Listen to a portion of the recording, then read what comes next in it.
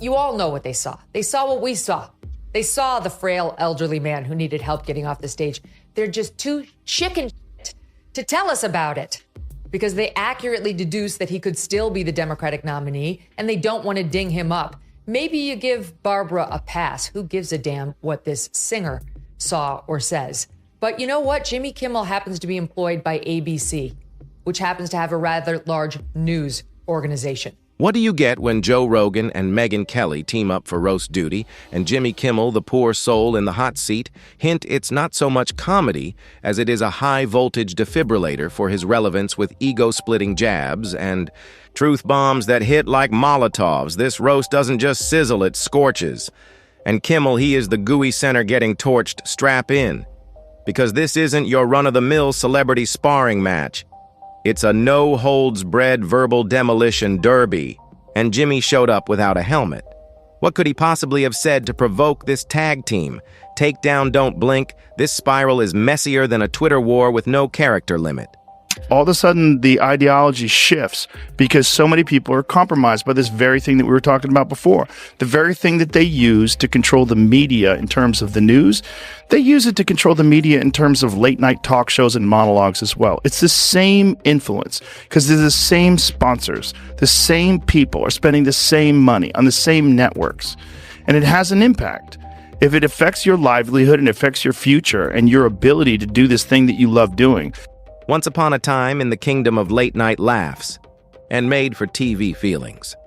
Jimmy Kimmel reigned as the court jester, the dude who built his empire on keg stands and cleavage cameos, but hit fast forward and suddenly he is Hollywood's high priest of virtue, gasping at scandals with the same hands that once handed out beer bongs. So what gives Joe Rogan and Megyn Kelly have a few thoughts, and let's just say they didn't keep them to themselves. Their theories are loud, unfiltered, and aimed straight at the throne. Just this past 2 weeks, they had the Kennedy Center honors the other night where Joe Biden couldn't say Dionne Warwick. He kept calling her Diane, and he didn't know who Barry Gibb was. He kept calling him Billy.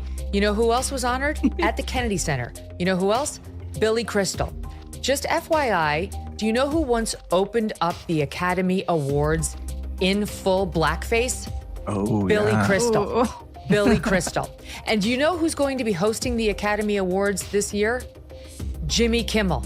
First up, Joe Rogan, MMA commentator, podcast titan, and full-time wrecking ball for anything wrapped in bubble wrap and fake smiles. Rogan doesn't ease into criticism. He stampedes in like a pre-workout charged rhino with zero patience for performative nonsense to him. Kimmel isn't just another late-night host. He is a fossil, a leftover from an era when comedy had bite instead of moral guards. It's sort of self-censorship and the idea of being a more empathetic person is a good thing, right? But as long as it's reasonable. Mm-hmm. But the thing is, the problem with that kind of stuff is it continues to go in the same direction where more and more things become forbidden and toxic. Rogan's critique isn't fueled by personal vendetta, it's a spiritual betrayal when your brand is built on being the unfiltered everyman. The guy who says what others dodge, seeing Kimmel morph into Hollywood's moral butler, feels like walking into your favorite dive bar, only to find kale shots and motivational quotes on the menu. It's a punchline wrapped in. A betrayal complete with a studio audience.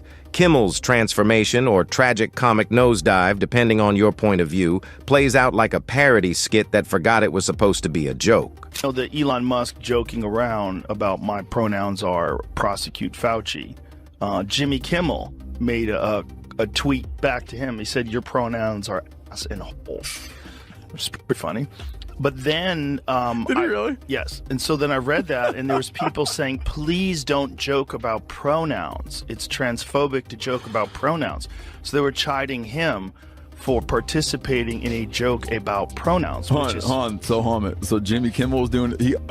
He was doing it too. Yeah, he was doing it too. Yeah, he was doing it too. The man who once rode the edge of comedy like a wild rodeo bull now grips a polished moral compass that miraculously always points toward applause. Rogan, a bloodhound for anything reeking of inauthenticity, caught the scent of that rebrand miles away. This isn't just a pivot. It's career Botox smoothing out every wrinkle of unpredictability because nothing screams, "I'm still edgy," like recycling the same political sermon wedged between HR-approved punchlines in Rogan's world.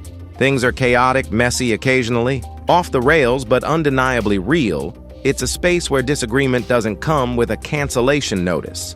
Kimmel, on the other hand, seems to have traded in his comedic compass for the velvet safety of Hollywood groupthink. What Rogan sees is a once. Electric voice dulled into beige. The unpredictable punk is now a Whole Foods ambassador peddling jokes with a side of disclaimers. What used to hit like a gut punch now lands like a corporate email, bland, filtered, and painfully safe. And then there's the ecosystem.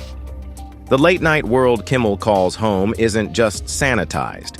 It's been bleached, perfumed, and shrink-wrapped for the algorithm. Rogan looks out and sees clones in matching suits. Same jokes, same politics, same toothless punchlines risk. Has been replaced by routine bite, replaced by branding. Late night has turned into a padded playroom for cue card crusaders, and unfortunately for Kimmel, he is the head babysitter.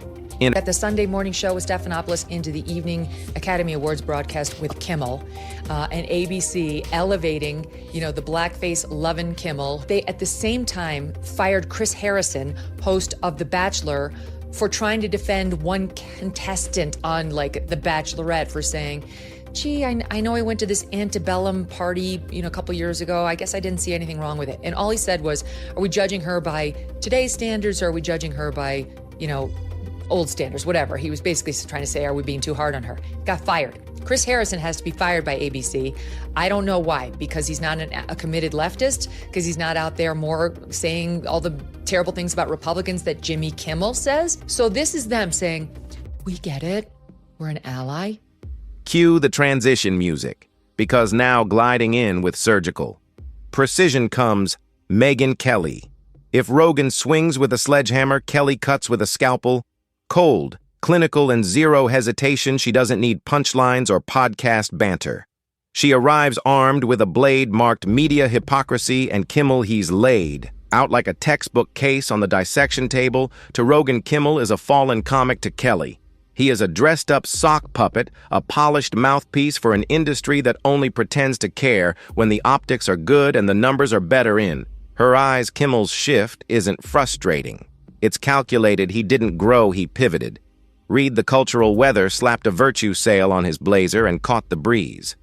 Kelly has no patience for this brand of faux empathy, especially when it conveniently forgets the past in favor of outrage on demand. Kimmel, the one-time king of crude, now plays sheriff of sanctimony just so long as the badge aligns with network values. Funny how redemption arcs always seem to show up right on time for contract negotiations.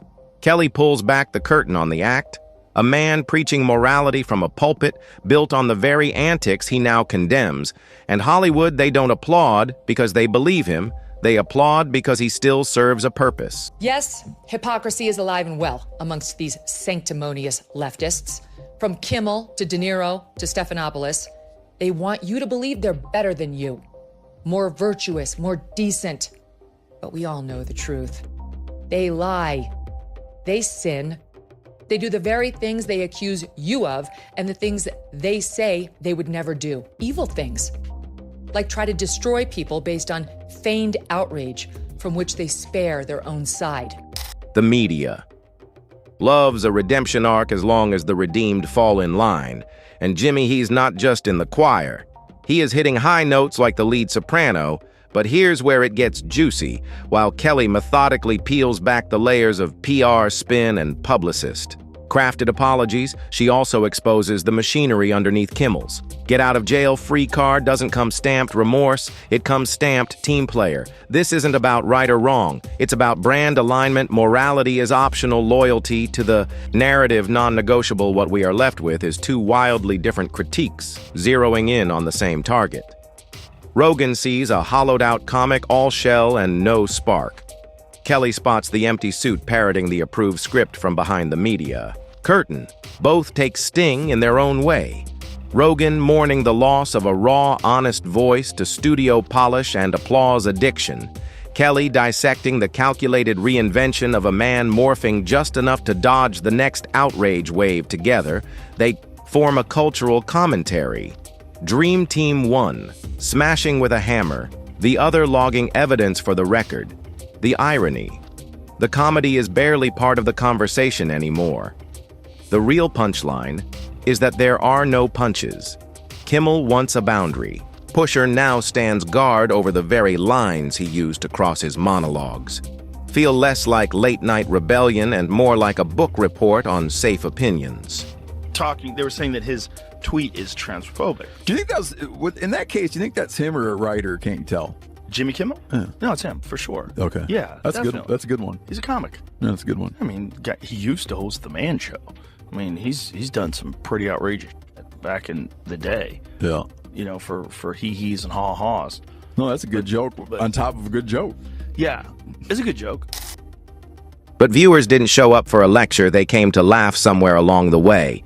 The jokes morphed into sermons, and the punchlines started sounding like TED Talks with applause signs. That's the absurdity Rogan and Kelly pinned to the wall. The guy who once embodied irreverence now delivers prescripted outrage with a straight face. The comedian who used to mock hypocrisy now runs on a schedule. The rebellion is gone. What's left is a sleek, market-tested rebrand. And in the delicious irony of modern media, the more Kimmel moralizes, the less any of it feels real. Not because morality doesn't matter, but because this version is clearly made in a factory. Every emotional monologue, every flash of outrage arrives, shrink-wrapped, and optimized for trending tabs its sincerity via focus group. And the cost late-night TV is now an echo chamber so deafening it can't even hear its own punchlines. Rogan, broadcasting from his leather-wrapped bunker of chaos, watches comedy dissolve into keynote addresses. Kelly, espresso in hand, monitors the clown car rerun from her media war room. Kimmel. He just stands there silent, but his silence roars louder than his scripted monologues because in the end, it's not about what he says. It's about what he's become, a punchline without a setup, a moral compass with a sponsorship deal, a lead actor in a comedy no one laughs at anymore. Now, I will tell you, he's not the worst. The Daily Show has the worst ratings. They only have 366,000 people watching that show. During the Jon Stewart years, it was over 2 million. Now it's down to 300,000. Seth Meyers, absolutely dreadful. He doesn't even have 1 million, 778,000. I mean, for network television, this is, you don't have to pay for it. It's there when you turn on your TV, you plug it in. That's a dreadful number. Greg Gutfeld on cable, which you do have to pay for, it has more than double the numbers of Seth Meyers. Jimmy Kimmel, 1.5 million averaging, also equally horrible. Rogan and Kelly didn't waste time debating him. They didn't even RSVP to the roast. They just glanced at the act and called it what it really is. A sitcom without a script, a sermon with a laugh track, an empire built on irony.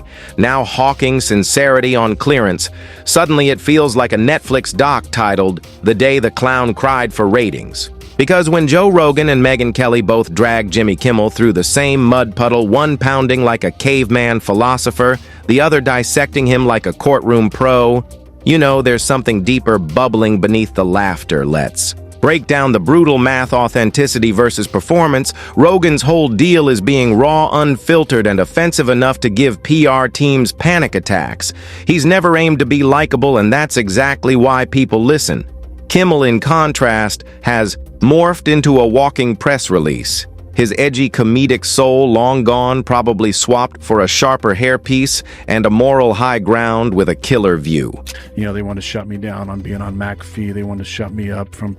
Well, that was the Kimmel thing, right? Well, did you ever talk to that dude? Have you ever talked to him? I've been on the show years ago, yeah. Would you ever have a conversation with him in person? Of course. Yeah, of course. Yeah. I mean... They wanted me to be on a show in the summertime after I got traded. Really? There, obviously been some things that he had said about me that made me go, I don't know if I want to do that. It's like watching a former punk rocker show up to a PTA meeting decked out in khakis, passionately debating the virtues of gluten-free cupcakes. The guy who once tore Hollywood to shreds is now Hollywood incarnate, draped in branded virtue, sprinkled with whatever the internet demands this week. Rogan's take Kimmel isn't evolving. He's melting into a safe applause, hungry puddle of bland goo. Then there's Megyn Kelly sliding in like a corporate HR investigator who's uncovered all the receipts she doesn't care that Kimmel used to be funny. She's fixated on how expertly he's been, repackaged and resold to her. This transformation smells less like growth and more like moral Botox, looks smooth, feels fake, and needs constant touch-ups just to stay relevant together. Rogan and Kelly don't just call out the man, they shine a spotlight on the very system he now plays to, and that brings us to the lost art of comedy. Remember when comedians took real risks, when jokes made you squirm, rethink, maybe even challenge your beliefs? Yeah, those days are gone now. Comedy's been sedated, neutered, and merchandised, every punchline, pre-approved, sanitized, and safe for consumption. I've got serious questions about whether any of this is true. I mean, in every job I've ever worked, I've had people who would jump through brick walls for me, and I can be a tough boss. I'm not an asshole, but I'll say, like, that was a packet. Like, we need to do better. That was not okay. And the team, my team loves me, and I love my team because we are all about putting out great work product. And I'm quick to compliment too. Like, what did he say? He basically said, "Are you okay? Seriously, do you need help?" That's causing people to lose their hair? People need to toughen up. Your workplace is not your nana's lap. Rogan sees it all and screams into his mic about the decay. Kelly raises a cold, steady eyebrow, her silent verdict just as sharp. But they arrive at the same brutal truth. Genuine laughter has been swapped for claptor applause, isn't for cleverness anymore. It's for ideological correctness. Comedies turned sermon with Kimmel cast as the self-righteous preacher reading from the gospel of whatever's trending. This week, and the media. Oh, it's not just complicit, it's downright thirsty for it. The safer, more sanitized, and elite-approved your content, the louder the spotlight shines. Kimmel doesn't just survive here, he thrives. He's the blueprint for late night. Host 20, 50%. Less edge, 100% more moral superiority. So here we stand at a cultural crossroads. On one side, the Rogans and Kellys, flawed, raw, fiercely independent, hurling punches at the padded walls of the media bubble. On the other, the Kimmels of the world, smiling through rehearsed sincerity and polished monologues, gliding on the surface of public approval like a duck in a $4,000 suit.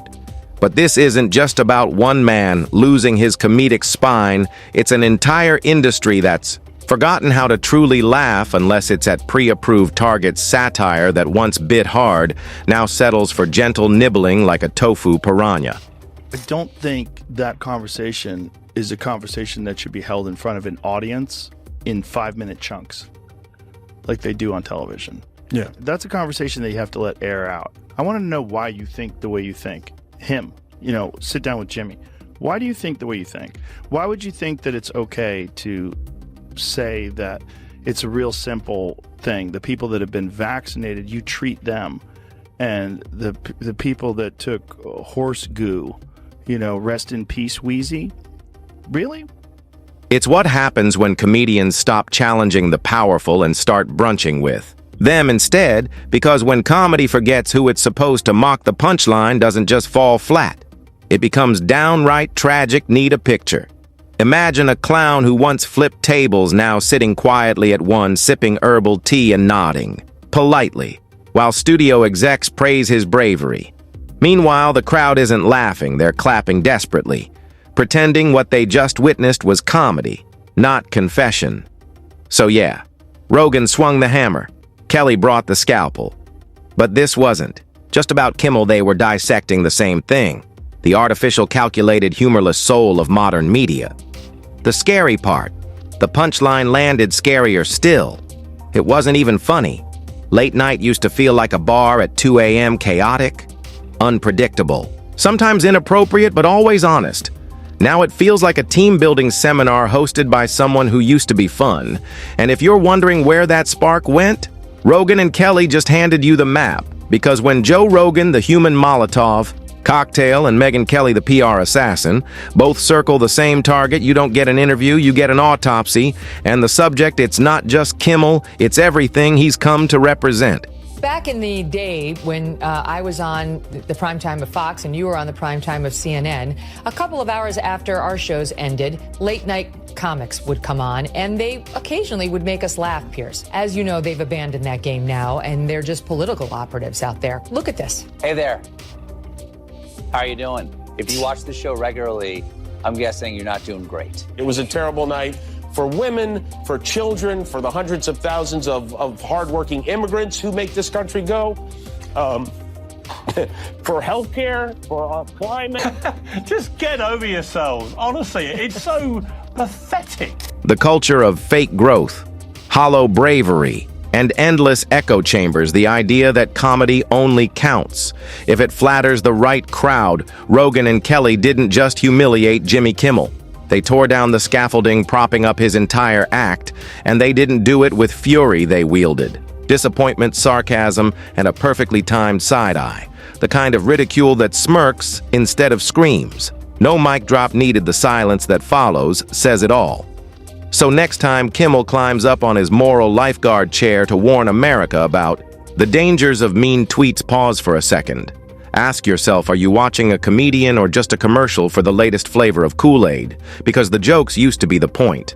Now, they're just the packaging for the sermon. And if you're still laughing, Rogan and Kelly have one simple question at what welcome to the roast that didn't need a stage, just two critics, a hollow brand, and a punchline that wrote itself.